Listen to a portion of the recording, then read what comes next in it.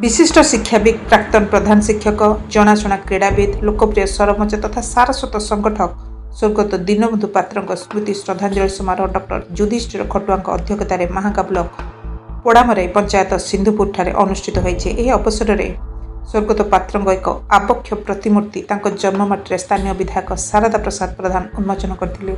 सेहीपरि दीनबंधु पात्र स्मृति कमिटी पक्षर प्रकाशित स्मरणिका को अतिथि माने उन्मोचित करने देखा मिलता। यह कार्यक्रम में विशिष्ट शिक्षाविद भागवत प्रधान, डॉक्टर जयराम स्वाई, डॉक्टर अशोक राउत, साहित्यिक डॉक्टर गोविंद भूया, डॉक्टर विजयानंद सिंह, साहित्यिक भावग्राही राउत, कवि भक्तचरण साहू, डॉक्टर एकादशी प्रधान, साहित्यिक ब्रज सुंदर प्रधान, गीतिकार विशेश्वर महांती, साहित्यिक अखिलेश महांती, संपादक मासुद अली, साहित्यिका विदुलता प्रधान, प्राध्यापक डॉक्टर भाग्यधर राउत, पंडित प्रभात कर, सांबादिक विजय कुंवर एवं सारस्वत संगठक गयाधर साहू प्रमुख व्यक्ति माने जोगदे स्वर्गत पात्र बहुमुखी जीवनादर्श उपर आलोकपात करथिले।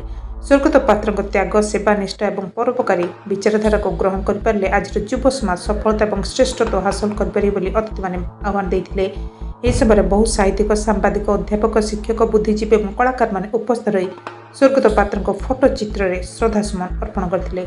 मांगरो अमरेंद्र सिंह, मोबाइल टीवी।